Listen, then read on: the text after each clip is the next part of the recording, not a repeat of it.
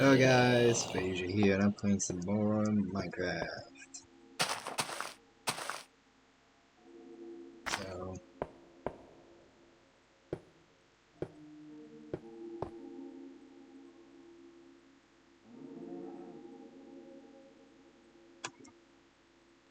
for some reason it's infinite night, as you can tell by the clock on the top right. Somebody's causing it, but I don't know where it would be.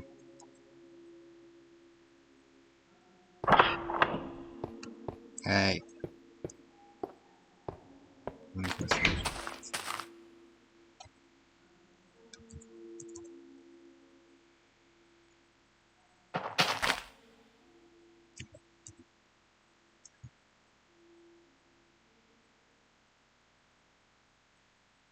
So I added a diving gear mod, so that way I can go underwater.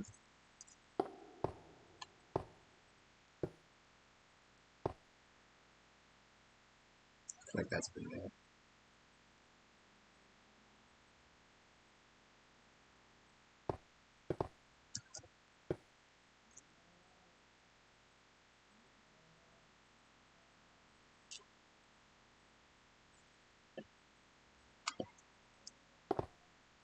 My best guess is that there's something out in the ocean back where I was. So I think that's what started it. I can head back over that way.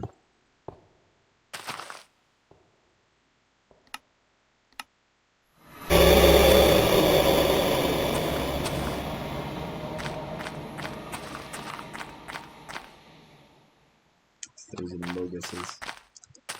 Well, it was a him.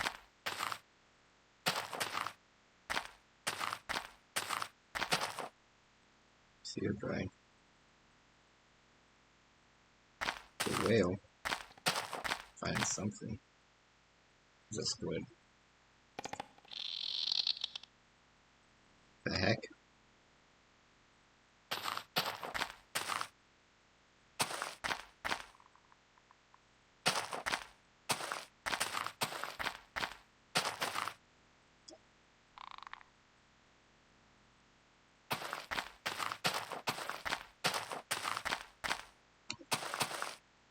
See you, Brian. How are you? Oh.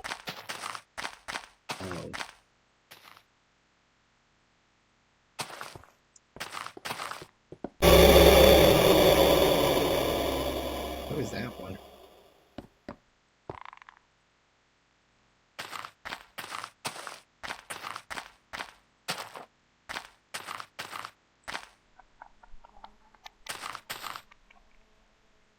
Hey, killed the squid.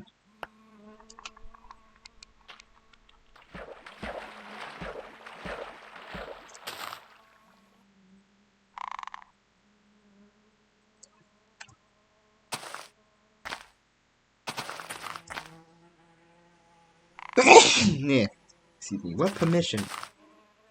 Or what command?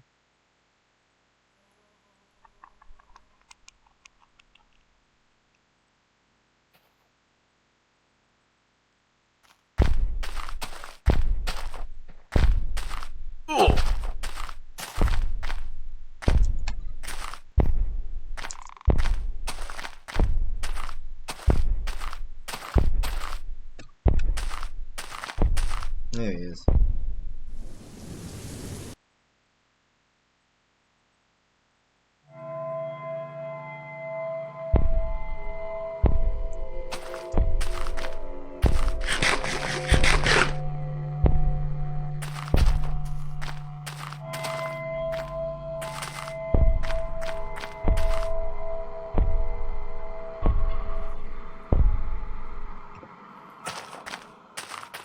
Something tells me there might have been something out in the ocean part.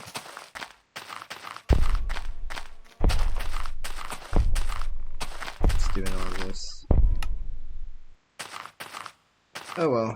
I did get these. I'll try them out. Hey, buddy. Let's see.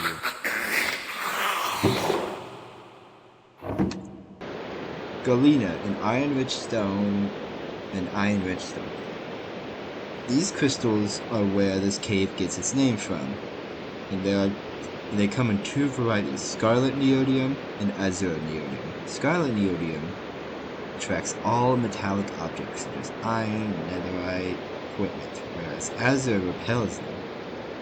It is still unknown how or why this biome has neodymium in such vast quantities, although it has not been without effect in the local area. Numerous beings have adapted to this place and call it home.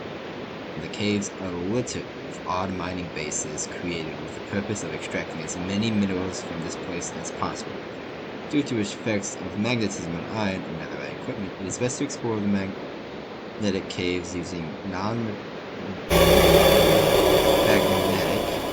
armor and tools, although there are some positives to using metal boots. If worn, they can allow the wearer to walk on any surface of a scarlet neodymium block, including the sides and underneath. Neodymium is not the only resource worth journeying here, for these caves are rich in iron, and the galena they are made from also has its uses. Next to crystals of the magnetic caves, Tesla bulbs can also be found. These volatile blocks may look pretty, but the lightning can zap anything that walks in the air. It can also explode if broken or hit with a projectile. Magnetic caves can take a strange shape of floating galena clusters within a cave itself, held up entirely by the latent magnetic powers of the biome. This can make them difficult, albeit interesting, to traverse.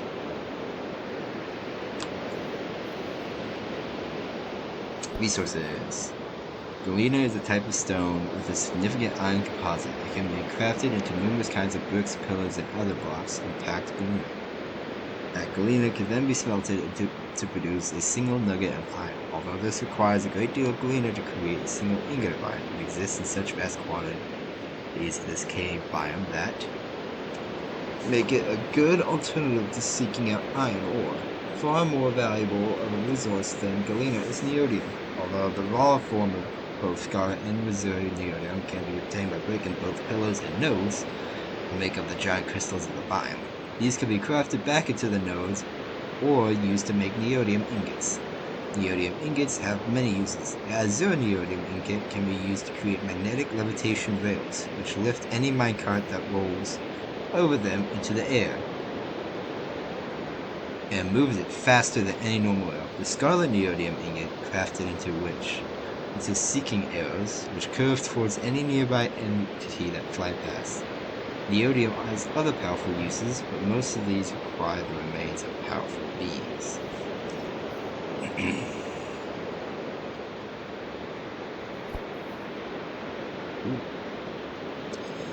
Meditating over the floor of the magnetic caves is the Teletora, galena-covered beings of dubious order, although they may seem calm and collected while doing this. Teletora are extremely hostile. Above their large magnetic heads usually rests an iron tool of some kind. This is their main weapon.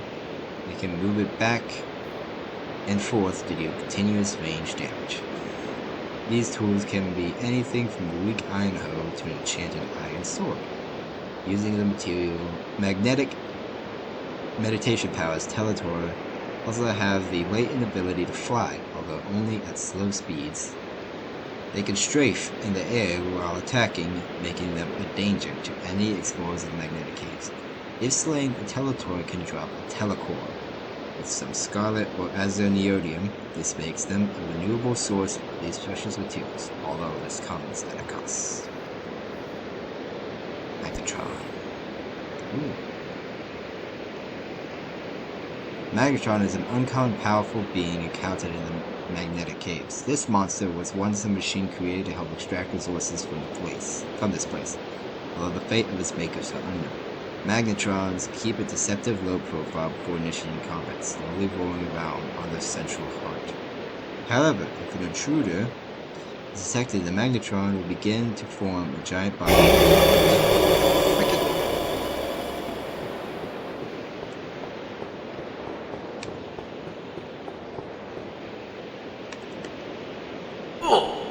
Can't sleep.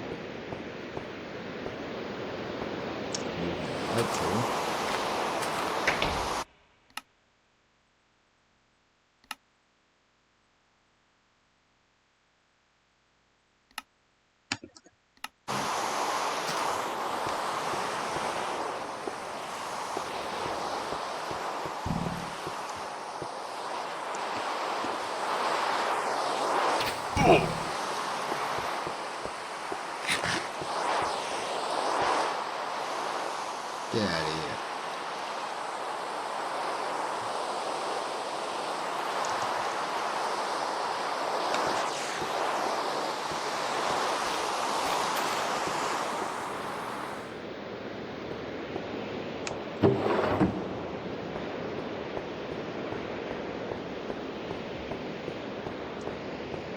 Let me get back to the meeting.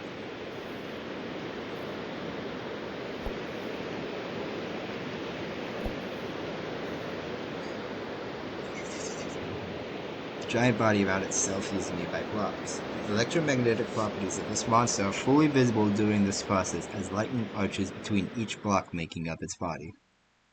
Blocks that make up its new body are important. Magnetrons will favor magnetic blocks over inert ores. If a sawmill or anvil is nearby, this will be incorporated into the body as weapons and increase the damage dealt by the monster. Once defeated, the magnetron will fall apart and its many blocks will disperse. But what will also fall down as a block is its heart of iron.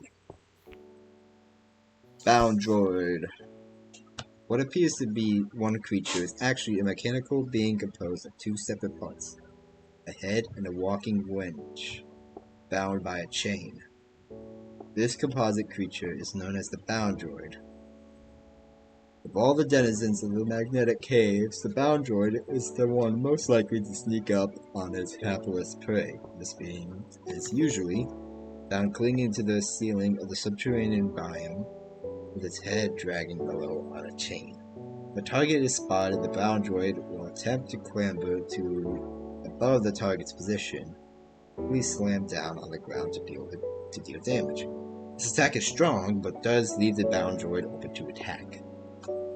If the wench of the Bound Droid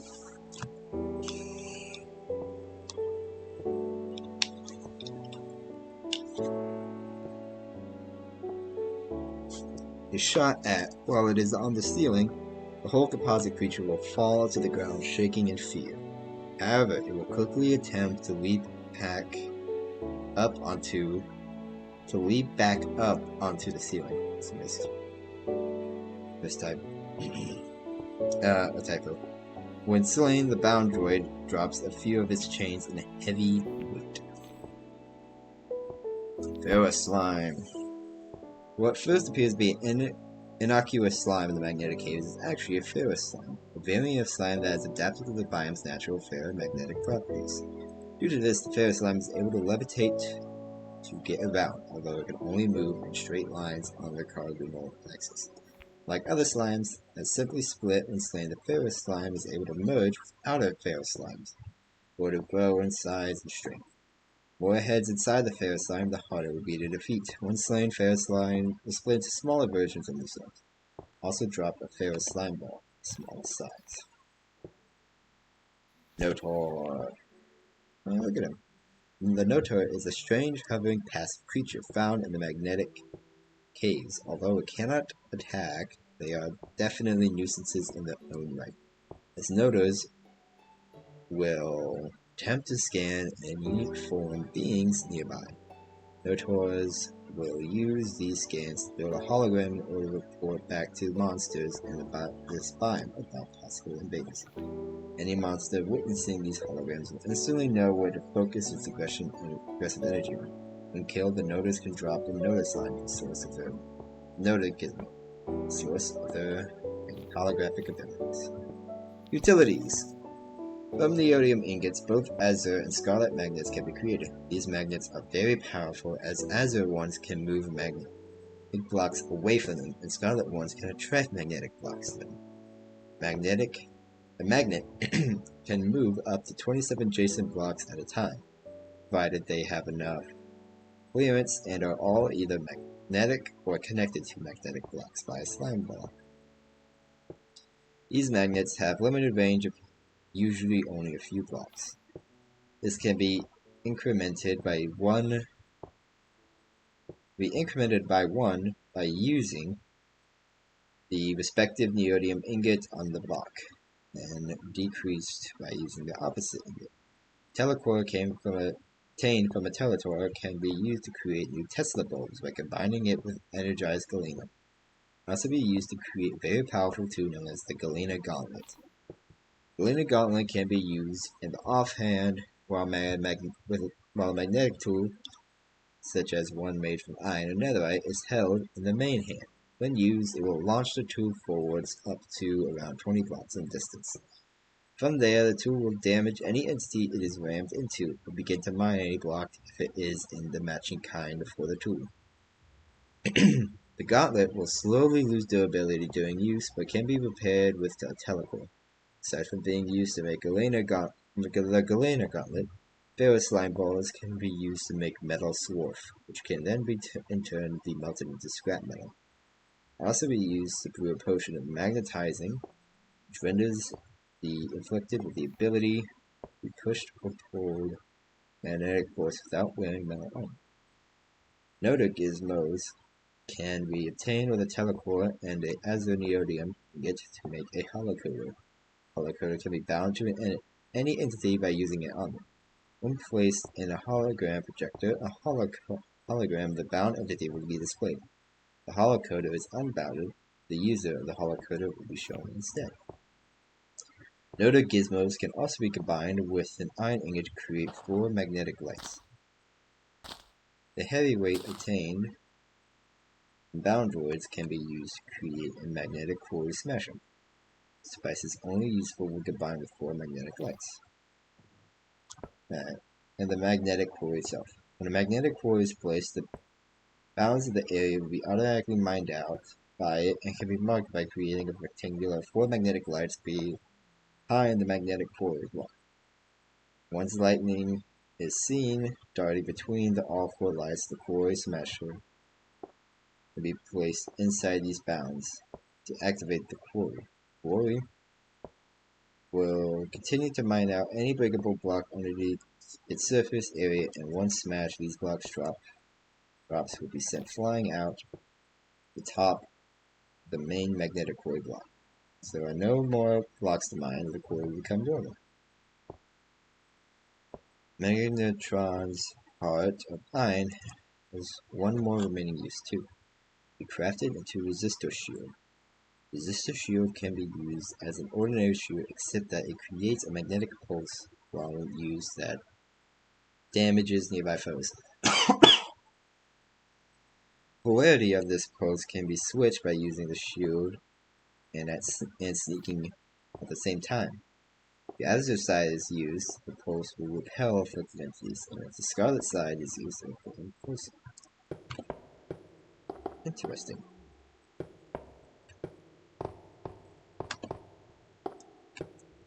Not sure. Chicken jockey!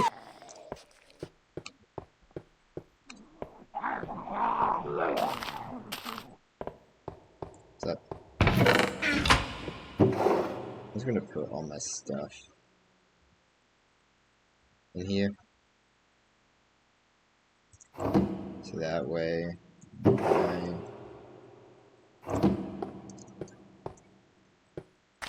don't lose anything.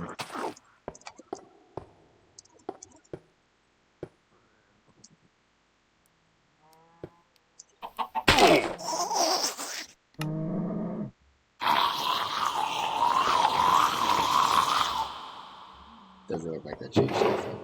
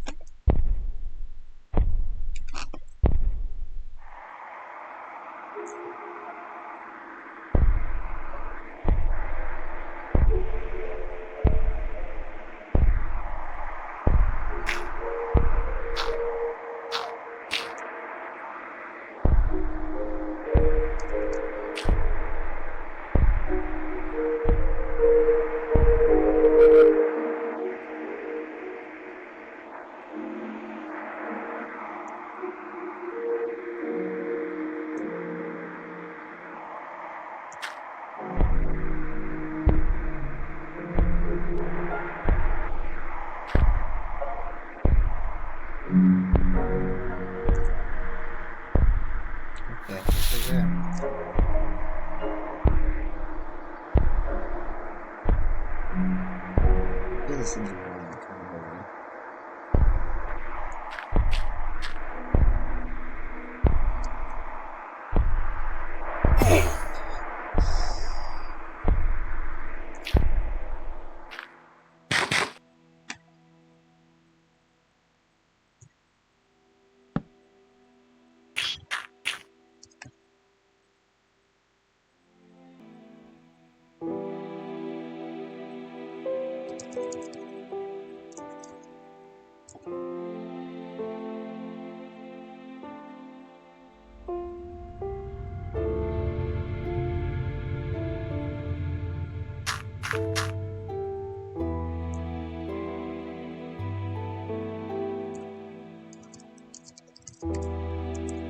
Finally got in the car.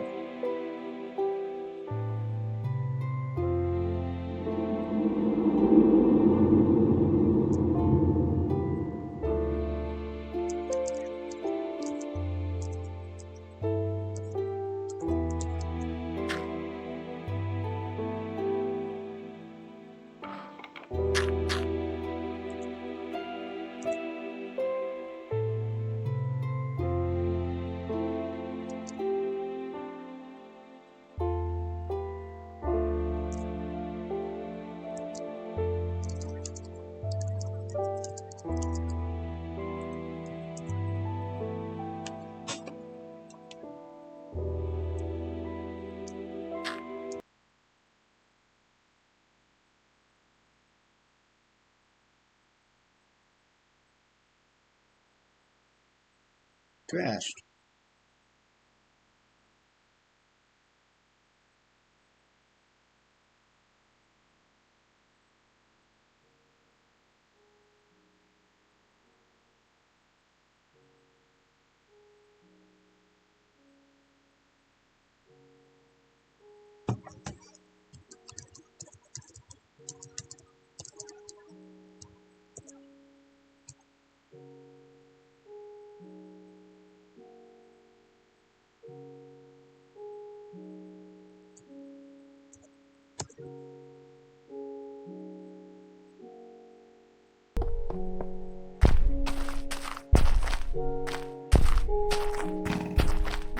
Somewhere off in the ocean.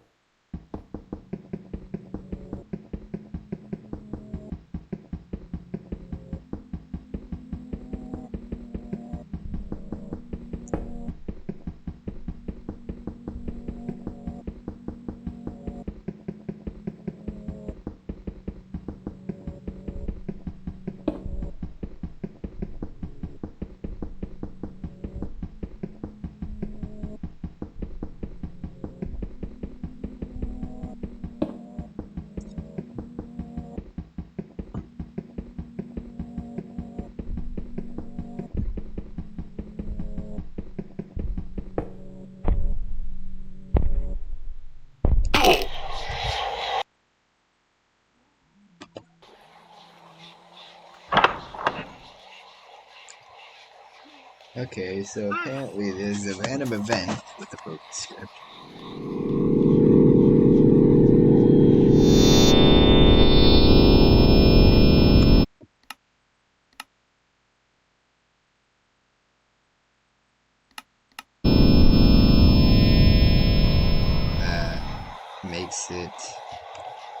Makes the day-night cycle suddenly stop. Pauses it. It'll sometimes start back up again. So I don't know when it's gonna fix it itself.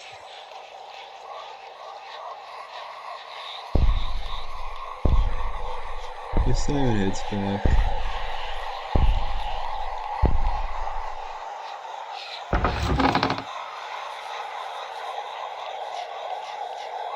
Yes, I know, I'm going insane.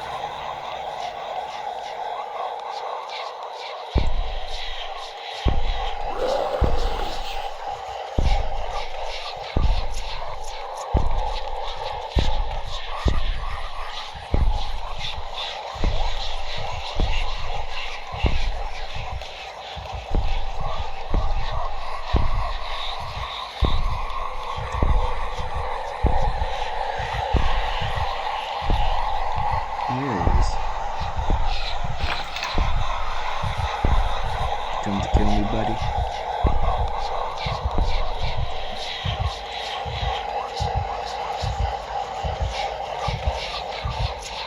Have you come to kill me?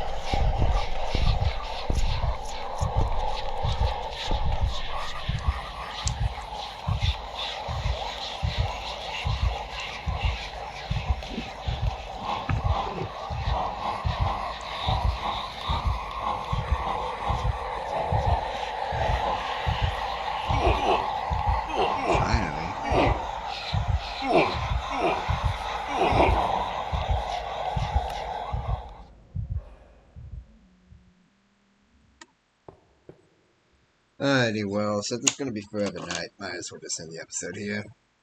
Not much I can do. If you enjoyed it, please like, subscribe, set the notification and know if I have any next video. Comment down below if you want tips, suggestions, comments, whatever. Share this with your friends that they can enjoy my videos. And yeah, howdy.